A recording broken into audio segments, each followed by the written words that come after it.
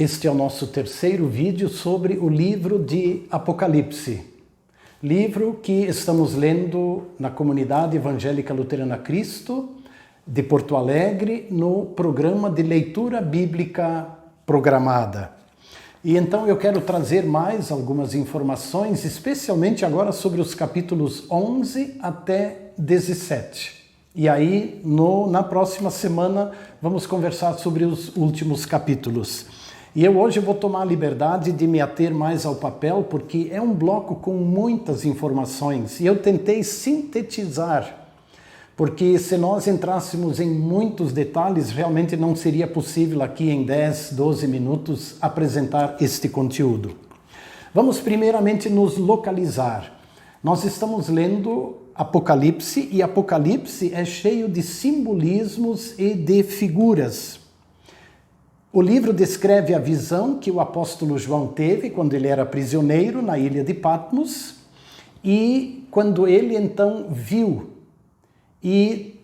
a Cristo, e Cristo lhe revelou muitas coisas, e inclusive lhe abriu a oportunidade de ele olhar para dentro do céu e ver o trono de Deus e ver as coisas que iriam acontecer e também as que aconteceram e assim por diante.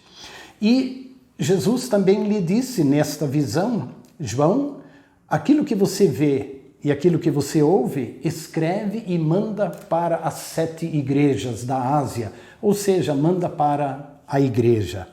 Então, dos capítulos 11 a 17, vamos aos comentários. João, no capítulo 11, está relatado que ele recebeu a incumbência de medir o santuário. E o santuário é a morada de Deus com o seu povo, ele simboliza isto.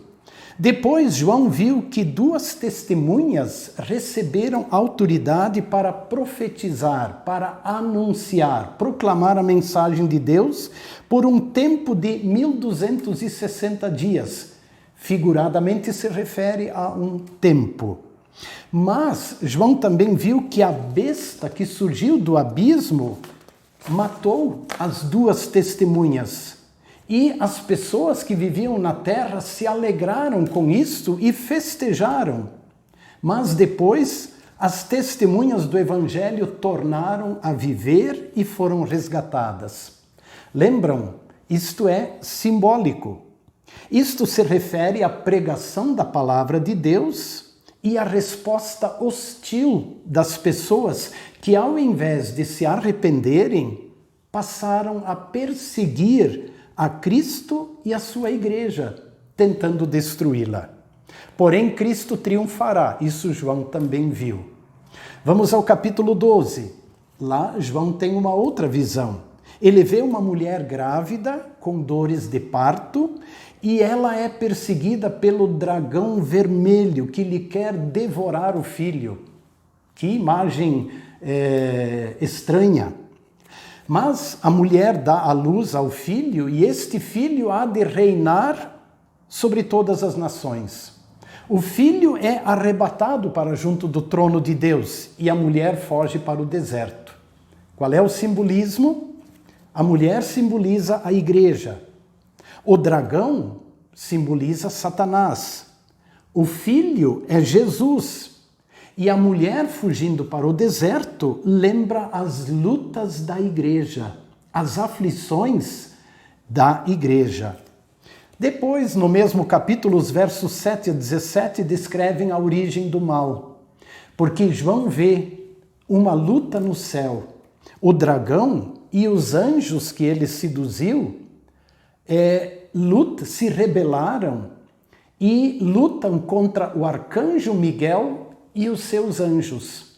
Mas o arcanjo Miguel vence o dragão, que então não tem mais lugar no céu.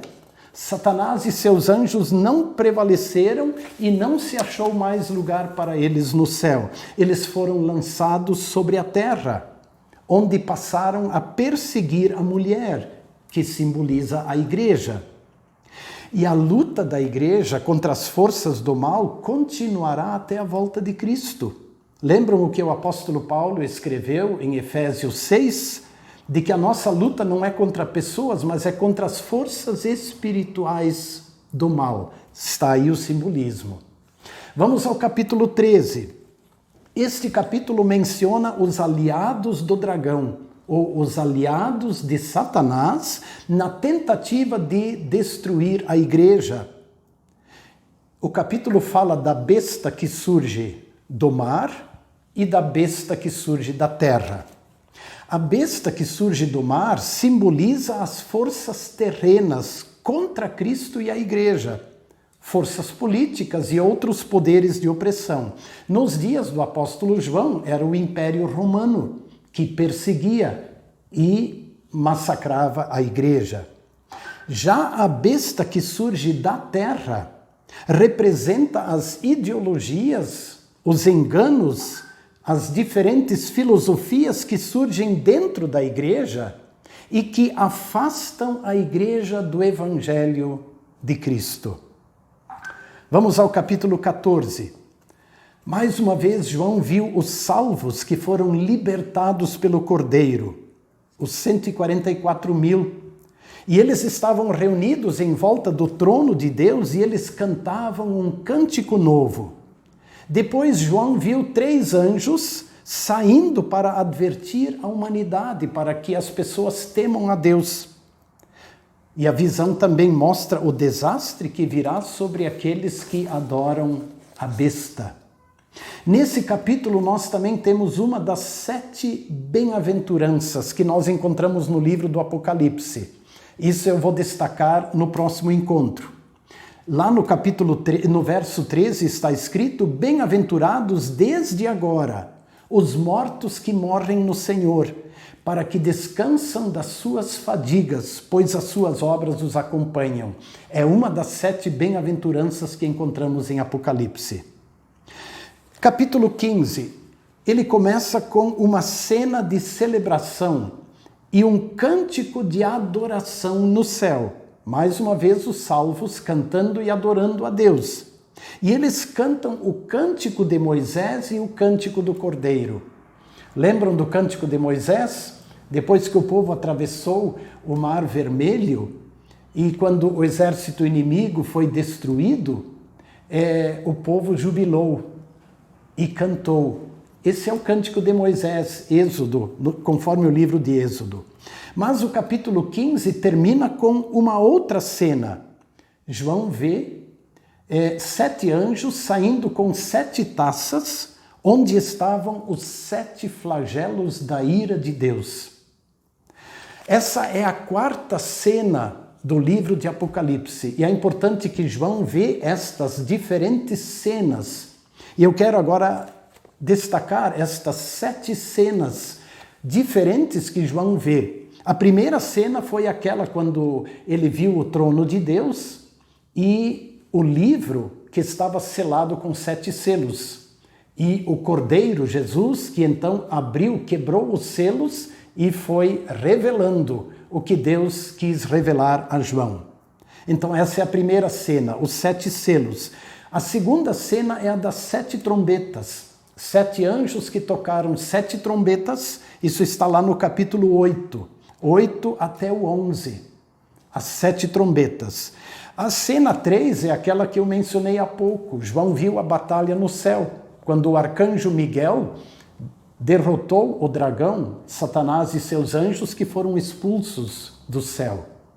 A 4ª cena é esta que vem agora, as 7 taças que mostram os 7 flagelos da ira de Deus. Depois ainda temos, na 5ª cena, João vê a queda de Babilônia, a grande meretriz. A 6ª cena é a cena do juízo final e a 7ª cena é a do novo céu e da nova terra. Bom, no capítulo 16, João escreve: ouvi, vinda do santuário, uma grande voz dizendo aos 7 anjos: ide e derramai pela terra as 7 taças da cólera de Deus. Então esta é a cena que temos diante de nós agora, lá no capítulo 16. E aí seguem-se os 7 flagelos. E eles são bem parecidos com as pragas que sobrevieram ao Egito, né, quando o povo de Israel era prisioneiro no Egito. Claro que nós não podemos interpretar estes flagelos literalmente, sempre lembrar, Apocalipse é um livro simbólico. Por exemplo, ele fala das rãs, e o próprio texto diz, lá no verso 13, de que as rãs simbolizam espíritos malignos que tentam prejudicar os cristãos e a igreja. E é importante lembrar que, assim como aconteceu com o povo de Israel lá no Egito, quando as pragas não afetaram o povo de Israel, assim também aqui nos é lembrado que estes flagelos não atingirão o povo de Deus. E João viu que mesmo em meio aos flagelos, as pessoas não se arrependeram, não se voltaram para Deus, mas blasfemavam contra Deus. Podem ler isso no capítulo 16. E aqui temos uma lição importante. Quando os flagelos sobrevêm ao mundo, também é uma oportunidade para que as pessoas se arrependam e voltem para junto de Deus. Para concluir, um breve comentário sobre o capítulo 17. Ele começa com a quinta grande cena do Apocalipse, o aparecimento e a queda da grande meretriz, ou da Babilônia. Lembram, tanto no Antigo Testamento como no Novo Testamento, a igreja, o povo de Deus, é descrito como sendo a noiva de Cristo ou a esposa de Cristo. Já aqueles que são infiéis a Cristo são identificados como a grande meretriz.